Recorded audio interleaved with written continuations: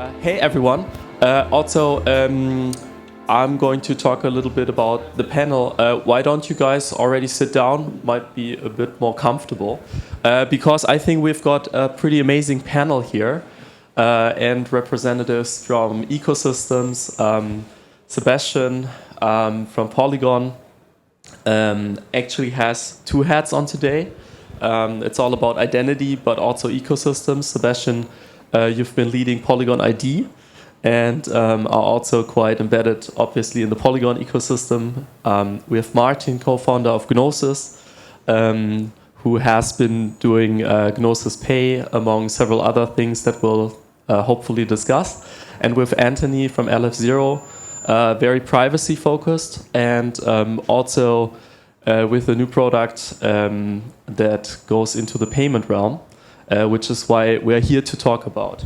I'm Julian. I'm the co-founder of idOS, an identity storage layer that enables compliant cross-chain identity sharing, basically. Cool. So how shall we start?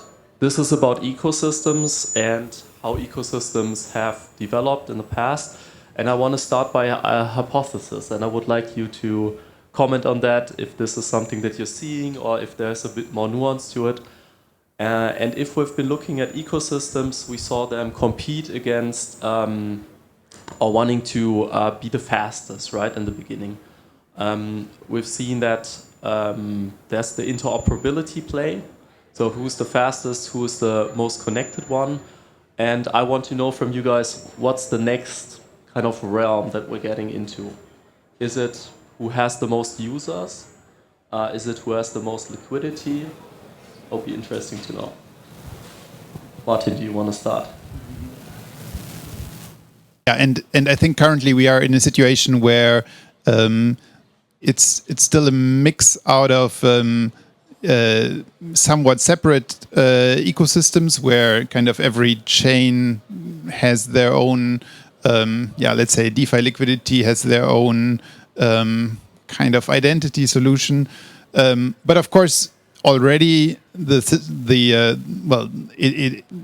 are still kind of many parts that can be shared across ecosystems that can be reused. Still, I would say on the interoperability layer, we are still quite far away from being kind of being one system. So the pain to have some assets or some your identity on one chain and then using it on another chain is still quite significant, and kind of just one challenge to mention here. I think it's a super important step to currently transition from EOAs, kind of key-based wallets, to smart contract accounts. That brings a lot of advantages in terms of usability, kind of gas abstraction, ability to recover, start with a kind of seedless onboarding, and then kind of start with a temporary key, and then replace that.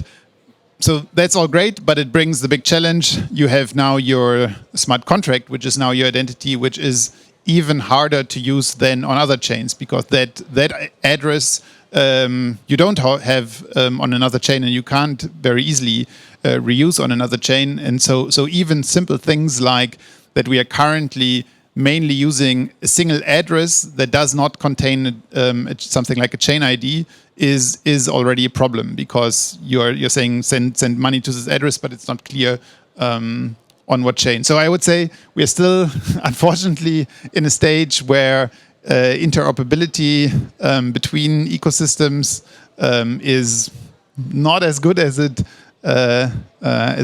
needs to be.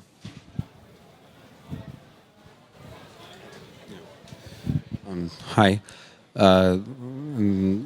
Yes, so 100% agreed. To go back to the original question, maybe what's the most important thing? I would say that's still the users, obviously, because users bring liquidity, users bring expectations also that we have to later meet, and the more users we have, the more feedback we're getting on how to improve the product, and you can of course also expand that to the entire space. And onboarding, we also see onboarding as the biggest challenge for, and I'm not talking only from the Aleph Zero perspective, but just generally from the industry perspective, because, you know, even this example of centralized versus decentralized finance, and we talk about, say, newcomers to Web3 space, where we're generally saying that DeFi is better, it's safer, it's non-custodial, but then we don't give them the tools to that can compete with the comfort of a centralized exchange, essentially. Yeah, so that's pretty much it. And users are ready to pay for comfort, which is seen in the latest Uniswap move with the front-end percentage fee. MetaMask has been doing that for a while with a slightly higher fee, of course, as well. So yeah, I would say the moment we improve comfort without sacrificing too much on the security front is where we're gonna at least get closer to solving the onboarding challenge. Let's just use this one, then we're on the safe side. Sebastian, we are both in the identity space. As an industry, we've been talking about identity for the last 8 years or so, and that we need decentralized identity as well. Yet, I would say that we're definitely not there yet, right? So we are users of decentralized identifiers already, right? Everybody has a wallet, right? And that's something that you have created yourself without central authority. You use that to authenticate yourself to a lot of the apps, right? So you have the identifier. That's step number one. So what does it take for a decentralized identity system? Well, we are halfway there. The second part of the identity model is the part where you share attributes about yourself. Now you have an identifier, which is not interoperable, right? It's for one chain only, but you need to share attributes. The challenge we have, I think, to go to that second step where applications start asking for attributes of this decentralized identity is, I think we're trying to solve questions that we answer questions nobody's asking yet. So if you think about credentials, right, there are the must credentials, the things that are hard facts about yourself, like you're human, you are not civil, you have PEIce KYC, all these hard credentials that will be required at some point in time. And then you have the nice to have attributes about yourself, who you are, what do you like, etc., etc. And the thing is, applications have not been forced yet to ask for the hard facts, right? And until they do need to ask for these things, we have answers for questions that are not there. So users are not going to be collecting credentials that they cannot use anywhere, right? So if I had to summarize the reason why in the last 8 years it didn't happen, I would say first user experience, because there is a lot to improve. I think we need to reach a point where it's like signing with Google without Google, right? When it looks like that, then it may work. The second is lack of economic incentives and a sustainable infrastructure for identity. All of us that are in this world are doing things for free, right? And monetization always comes like an afterthought, right? And then we create all these wonderful products, but never really capitalize on them. We disappear, and then the next guy comes with the next founding round, and they comes with new ideas, new standards, and everything starts again, right? So you need to build it with sustainability in mind, right? And the last thing is, as you say, I think is interoperability. Nobody wants to worry about where they are operating or working, right? They just want to use it, right? And we need to learn from the people that are doing this well, like Google, right? You don't think if this is going to work in one country or another website or another website. It just works everywhere, right? So that needs to be invisible for the user as well. We are here to talk a bit more on the money legal side of identity. So I guess KYC is definitely a buzzword here. And I know that both of you are working on financial applications, modules that work on the ecosystem, but might also work on other ecosystems. Martin, you guys announced early this year Gnosis Pay. Can you lead us through, like, from a chain perspective, what was missing to bring something that actually touches people's everyday lives and touches the financial world on chain? Yeah, for sure. So it's quite a long list. So maybe quick recap what Gnosis Pay is.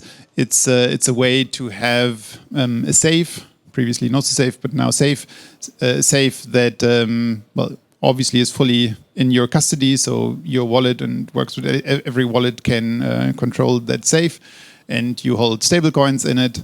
And there's particularly for Europe, there's a very nice stablecoin called EUROE that is considered e-money, and you can directly out of your wallet also interact with the banking system, so you can directly trigger a SEPA transfer directly from your wallet.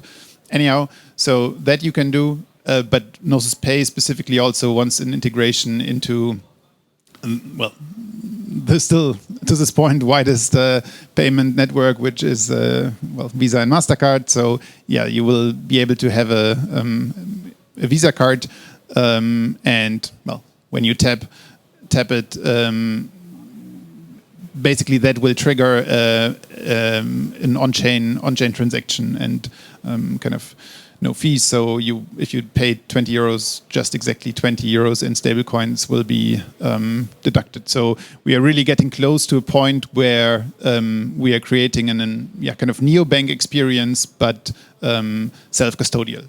So for that all to come into existence, at least 12 projects or kind of 12 things needed to come together. So kind of we have Safe, kind of the account abstraction solution. We have things like Gelato, a relay solution. Then of course we need we worked with we need KYC solution, used Fractal. We need KYT, so know your transaction, or kind of some compliance solution to kind of basically say those funds come from a from source that's allowed, or kind of that's not at least on some involved in things that then can't be accepted for payments. Then we are using a layer 2 on top of Gnosis chain, because we need kind of the guaranteed to have very fast and cheap execution, and actually using Polygon's ZK EVM here. Then we need the liquidity, of course. So we need liquidity on chain, so that we use Curve and Balancer to have sufficient liquidity for this EUROE token, because of course dominant stablecoins are of course the dollar-based ones, USDC, USDT, DAI, and so on. So we need great liquidity between those. And then I've suddenly forgotten like 3-4 other things, but all those things need to come together to the mic. And this is just one debit card, right? And if we're looking at the bank stack, you have like probably 15 different things that still need to be there. Like, there's a bank account with Monerium, I guess, but deposit, lending, borrowing, payment, and actually on the payment side, you guys just announced something called Commons, and I found that quite interesting, and we had quite some discussions, and I know that, Martin, you also do feel passionate about what Antoni is trying to solve, which is a privacy layer for transactions, which to just have a bit more of a buzzword here, build a compliant Tornado Cash equivalent. And how in the world do you do that without going to jail? I mean, okay, so announcing is a big word. We published a white paper that is 75 pages long, and the R&D team spent over a year working on this. We have several components built out already. The first actual product is gonna debut fairly soon, but the way we're approaching privacy is through, say, a combination of zero knowledge proofs and secure multi-party computation. So there are no trusted execution environments, there's no hardware, there's no dependence on a, say, large chipset manufacturer and whether they maintain something or not, which matters from both the decentralization standpoint, really, as well as the cost standpoint in case, for instance, the chipsets would need to be exchanged in validator nodes. And then what we want to do is combine two things, which is speed and privacy, which when it comes to on-chain stuff are mutually exclusive, basically.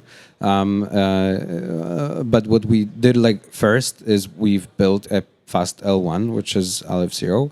And now we're working on this privacy stack. Then in the meantime, Tornado Cash happened essentially, right? So what the way we interpret what happened there was that essentially somebody published the code, people started using the code, and maybe I won't get into the philosophical debate on what's right and what's wrong, but the way we think the sort of combination of on-chain privacy is going to go is we'll need to introduce KYC and KYB for everyone using privacy. So now the question is, how do you make it bearable for the users? How do you make it so that the UX is solid before even you enter the ecosystem? Because overall, most people in this space do need to have their identities verified at some point, whether it's for centralized exchanges, whether it's for on-ramps, doesn't really matter. So we're all doing it. And now the question is, how do you make it better?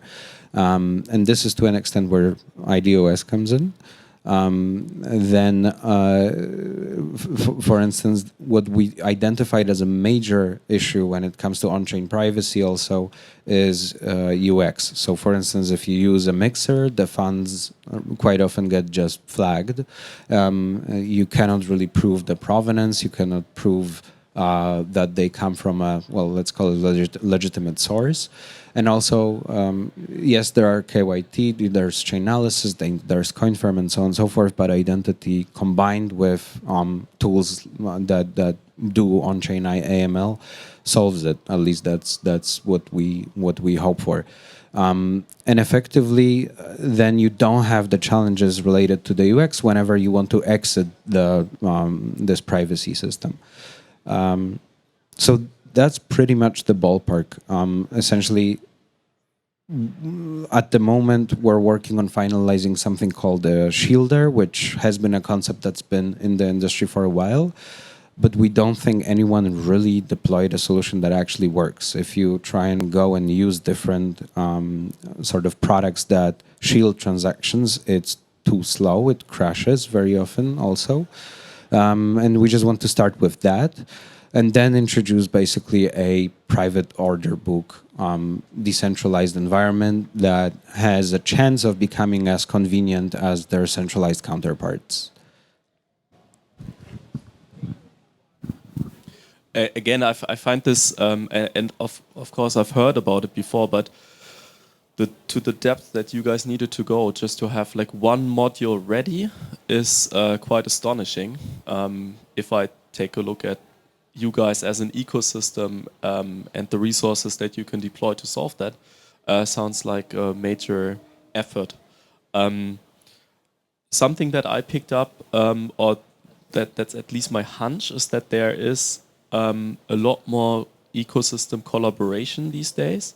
Like there's Polygon powering the Gnosis layer 2. Nian just announced that they want to help scale Ethereum as well.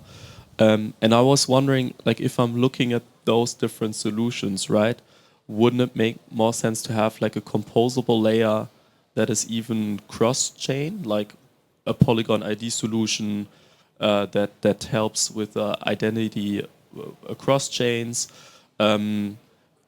even if it's not an EVM compatible system, but making it fit as a module into with Gnosis Pay to enable private transactions. Would that be something that would be interesting? Do you see this actually coming up, or what keeps us from collaborating there? Yeah, I would say it's absolutely interesting and, well, even necessary, but it's unfortunately also still challenging because, yeah, unfortunately, I think we have solved the scalability problem in a sense that there are, well, plenty of chains and plenty of, well, also kind of now layer 2s, but they are unfortunately in no way standardized. So kind of there is hardly a way to have, kind of one standard interface to interact with those other chains. And that, makes it currently quite hard to develop something that works on, I mean, there's even, of course, a space beyond, or there's a big space other than the EVM world, but even within the EVM world, it's not so easy to kind of just well, let's say read the state from a random other chain. So I think on that front, there's still, unfortunately, quite a lot of work to do.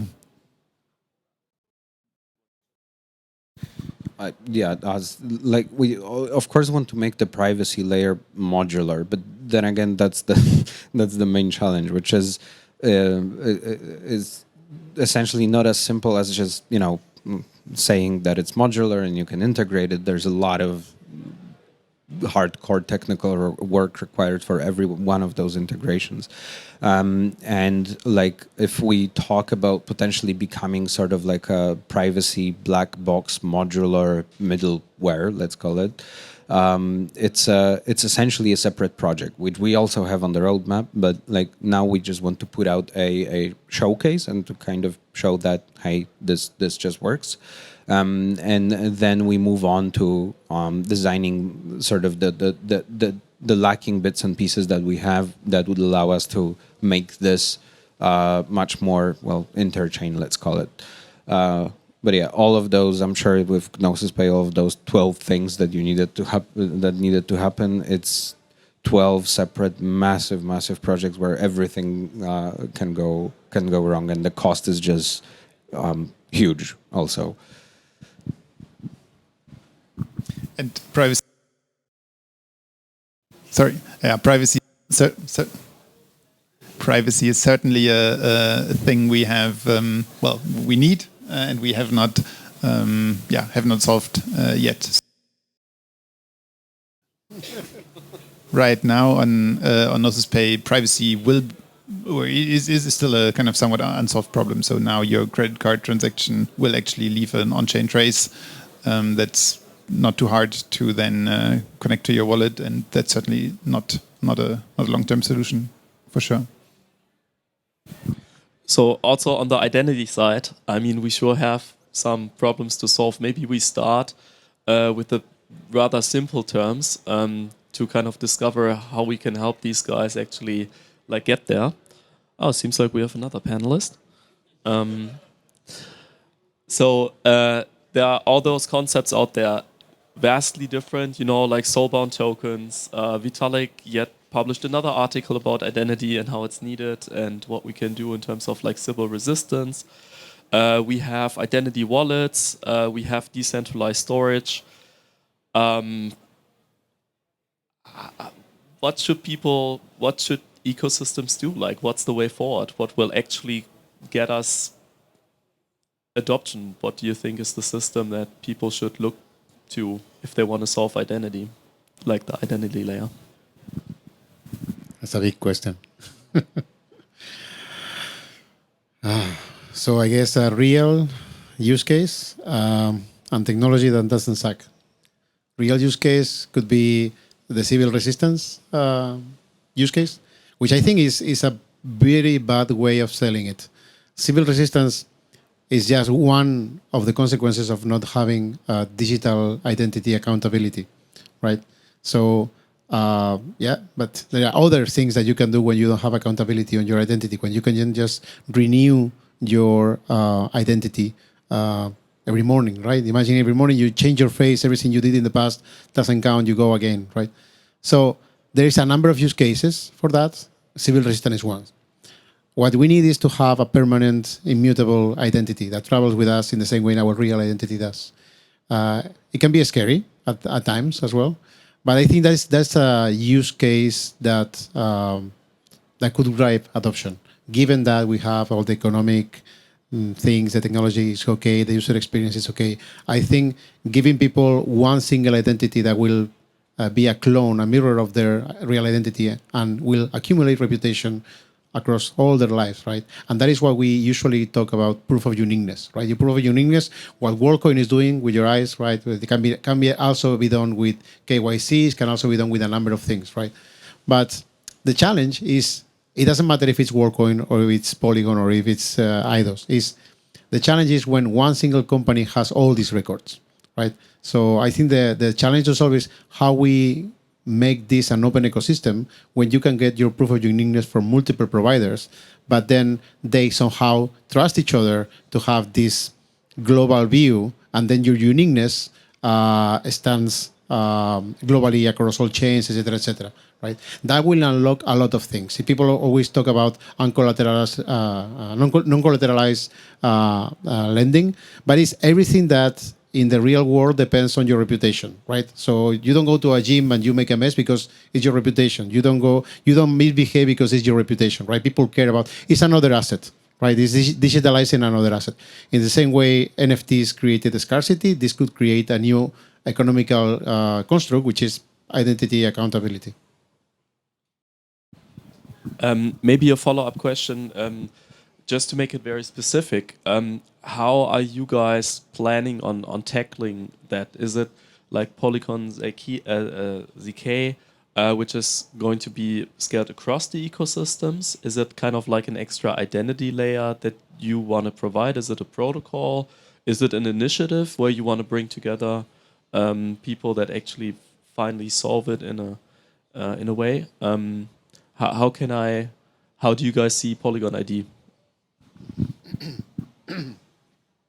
Sorry, we haven't always been very clear about what is our monetization model. It's based primarily on infrastructure. Secondarily is fees on paid credentials, right? But our approach is to, let's say, long term, we want to be an infrastructure provider. So a layer that others can build on top, right? We don't want to own the full stack of identity. So there is wallets, there is issuers, there is verifiers, there is all kinds of things. We don't want to do all, right? We want to be the underlying infrastructure. That said, we may have to build the full stack just to bring the adoption. Because if you try to put all these parts together in common, right, and also at the same time bring millions of users, it's just too complex. Sometimes you need to build the full stack, drive the adoption, and once you have millions of users in it, then you can open that ecosystem. And our mission is to have an open ecosystem. We don't want to control the full stack. Maybe to ask you guys, if you have a wish list and you have us sitting here, well, I have an ecosystem, identity doesn't work there really well right now, but your solutions don't work either. Don't sugarcoat it. What would you need for really driving mainstream adoption in terms of decentralized identity being used on your chain?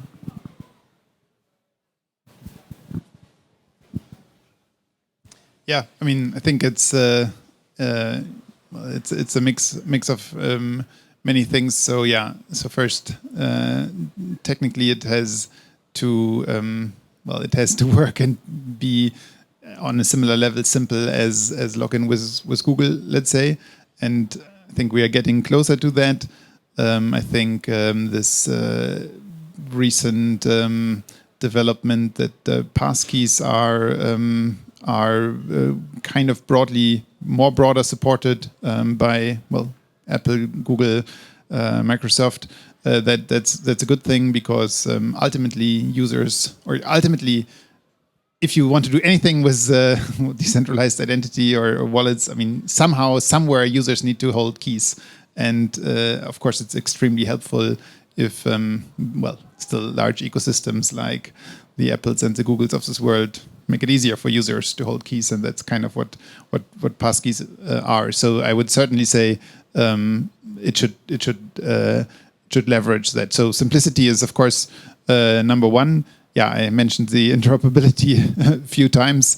So I think that's simply something that has to happen. That we, again, are able to have a more complex, address format or kind of a way to name not only an address but in combination with a chain, which then, in my view, is your identity. To your point, you mentioned it in the very beginning that we already have that, but I think it needs to kind of evolve beyond the hex addresses we know.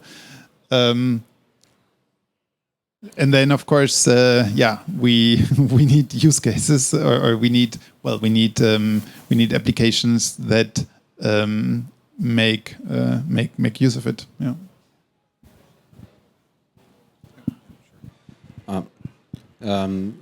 Starting maybe from the user standpoint, first the process that doesn't make you furious, I guess.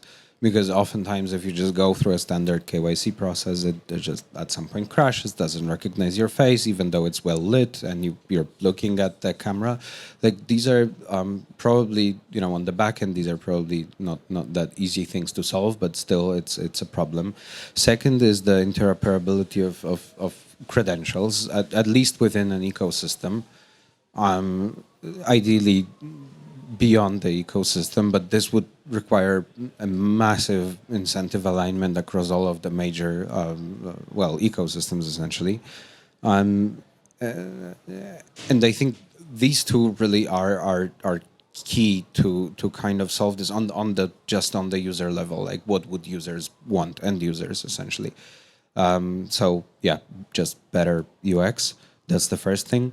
And then the second is not revealing your entire identity unless you absolutely need to, right? So this is where the ZK tag kicks in, which is you can just, for instance, prove that you're not on sanctions lists, and that gets you access to, say, a private trading environment, where you also don't put others at risk of mixing their funds with your funds that are coming from a bridge hack, for instance. So this is what we're hoping to see. This is what we're hoping to also build with you guys. And yeah, that's pretty much it. Thanks. I do want to open up the round for questions. So I still have plenty, but if you want to think about that, we'll open it up quite soon.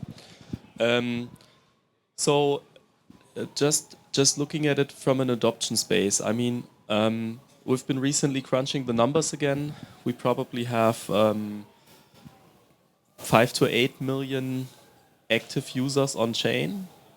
We have in exchanges and centralized services probably like 300 million, probably even a bit more, I would say. What are we doing wrong? Like, what do we need to change to actually get people on chain? Do we need another FTX so that people really understand that their funds are not safe if you give it to a centralized service?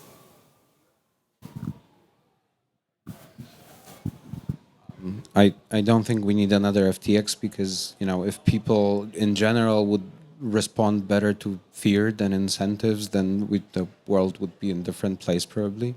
Honestly, I just think it comes down to just one thing, which is UX, and then educating people about continuous, like we've been doing really, but just not on a mass scale probably, continuous education about DeFi versus CeFi.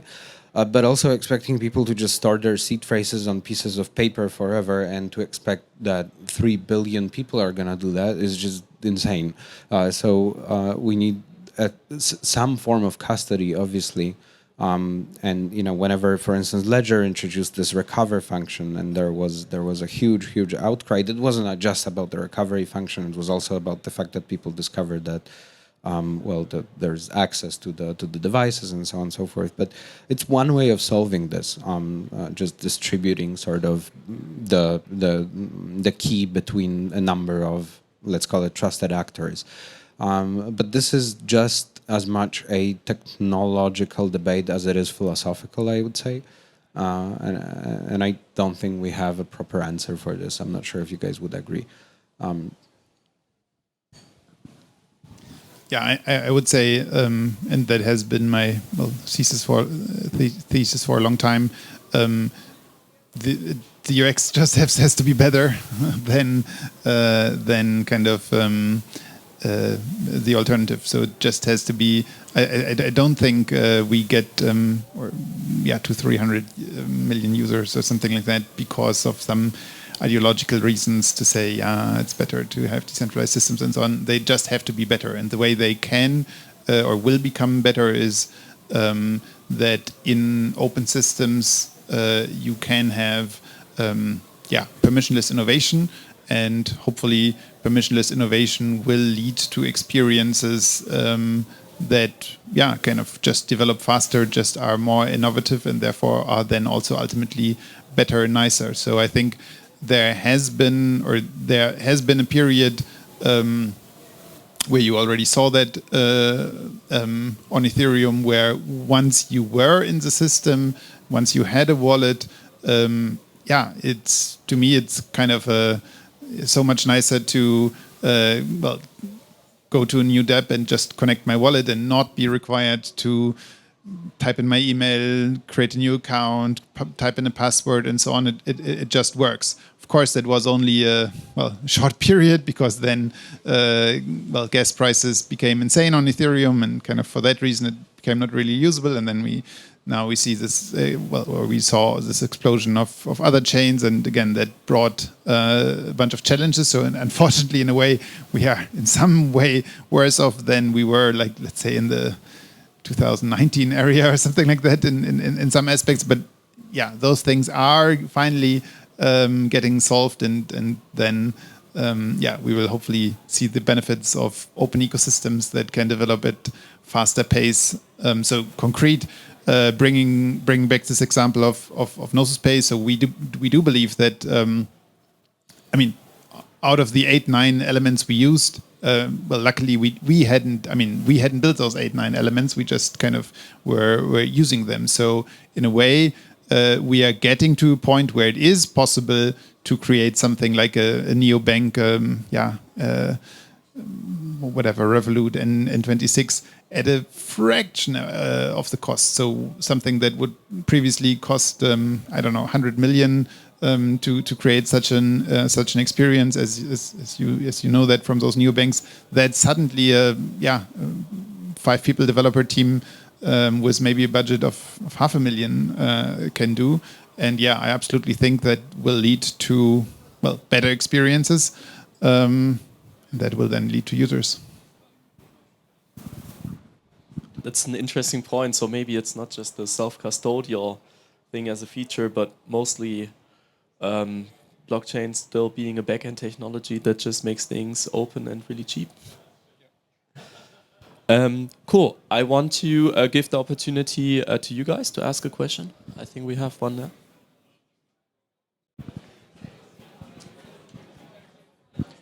Thank you for the great panel. A quick question. Don't you think the space of identity has more to do with political advancement in comparison to technical advancement? So if you think about it, like from interoperability, there is a lot of like credentials or identity credentials like run by the governments or managed or issued by the government. Wouldn't it be as a sort of like need to build also interoperability with governments to bridge those identities into Web3? It's like credential envelopes or something like that, because ultimately this is the most sensitive space in the Web3 when talking about identities, which is currently on the traditional world managed by government. How practical, how viable, like the advancement of this space moving forward?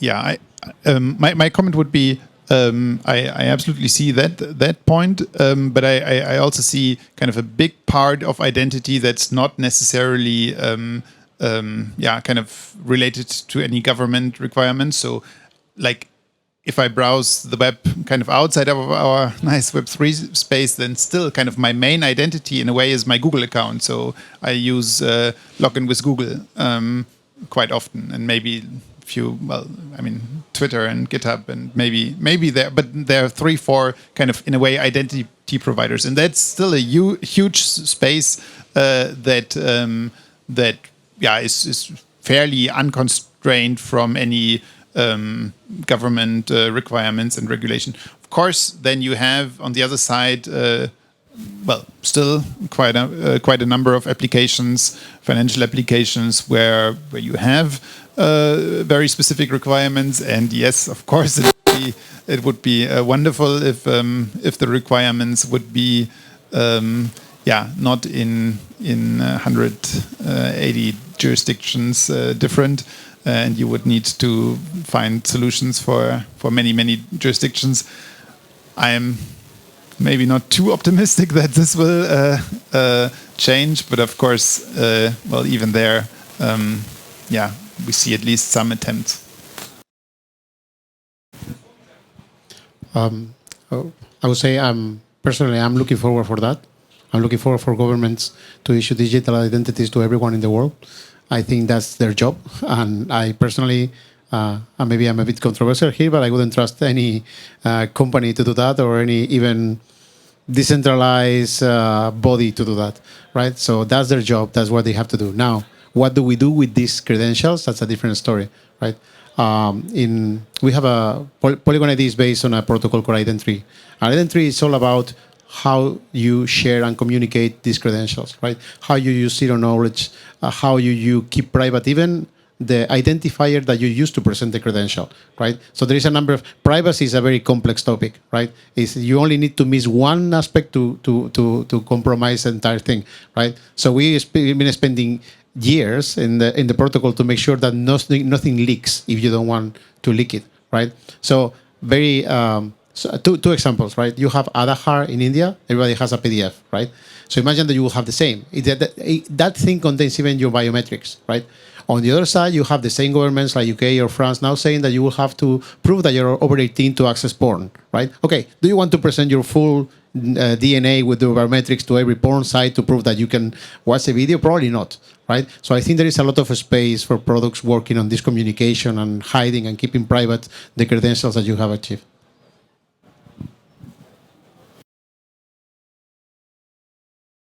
Hi, those are great answers. I would just like to build on this. Maybe instead of asking how much do you think about the Roman Empire, how much do you think about interoperability? And when governments are going to build their own products, identities, etc., is this like a zero-sum game? So like if they build something, does this mean that whatever identity systems we build, we're not going to be able to use them for those use cases? Or can we just bridge somehow whatever they built with our ecosystems community, how compatible this is? And maybe also globally, like maybe some jurisdictions, they're a little bit, I would say, following the rule of law versus the others that are in a different situation.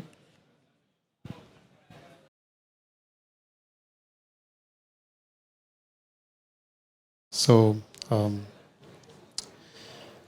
guess you're talking about ADA, SEPSI, and all this. So in the self-sovereign identity world, there are two fronts, right? So on one side, and this is where we are, the ones we think we need to find use cases and real applications, and that is the way to adoption. And there is another set of companies that are basically building relationships super long term with the European Union, with the governments, because they are waiting for that big moment, right? The thing is, it's moving so slow that it's not sustainable for any company just to wait to see how these standards unfold, right?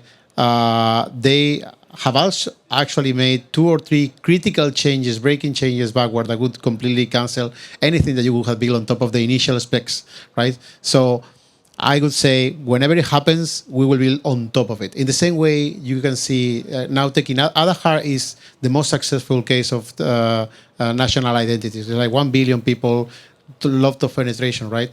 And now you see a lot of companies that are building on top of these credentials because the mission of the government is very atomic, right? They need just to certify who you are. That's it, right? They will not handle your digital identity. They have nothing to do with other identifiers. They don't have nothing to do with reputation, right? So there is a lot of business opportunity that I think will arise from these initiatives, but we cannot wait for them to be developed. So we are not even trying to be compatible with them, honestly. It's too painful, it's too slow. We need to wrap it up, unfortunately. I want to ask you one last question, which is a simple one. We're definitely going to hold you accountable if it's not right. When do you think we will see decentralized identity being widely used? In which year? According to Gartner, 2026. And probably I'm not smarter than them. Yeah, I would actually refer to your previous answer and say we are, in a way, using it already since many years. So kind of every wallet is a digital identity. But yeah, they will become richer and richer over time. I'm taking the politically correct route. I agree with both of you. Great answers.